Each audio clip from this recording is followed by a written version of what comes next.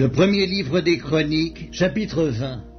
L'année suivante, au temps où les rois se mettaient en campagne, Joab, à la tête d'une forte armée, alla ravager le pays des fils d'Ammon et assiéger Rabba. Mais David resta à Jérusalem. Joab bâtit Rabba et la détruisit. David enleva la couronne de dessus la tête de son roi et la trouva du poids d'un talent d'or. Elle était garnie de pierres précieuses. On la mit sur la tête de David, qui emporta de la ville un très grand butin. Il fit sortir les habitants et il les mit en pièces avec des scies, des herses de fer et des haches. Il traita de même toutes les villes des fils d'Ammon. David retourna à Jérusalem avec tout le peuple. Après cela, il y eut une bataille à Gézer avec les Philistins. Alors, Sibécaï, le Huskatite, tua Sipaï, l'un des enfants de Rapha, et les Philistins furent humiliés. Il y eut encore une bataille avec les Philistins, et Elkanan, fils de Jaïr, tua le frère de Goliath, Lakmi de Gath, qui avait une lance dont le bois était comme une ensouple de tisserand. Il y eut encore une bataille à Gath. Il s'y trouva un homme de haute taille qui avait 6 doigts à chaque main et à chaque pied, 24 en tout, et qui était aussi issu de Rapha. Il jeta un défi à Israël, et Jonathan, fils de Chiméa, frère de David, le tua. Ces hommes étaient des enfants de Rapha à Gath. Ils périrent par la main de David et par la main de ses serviteurs.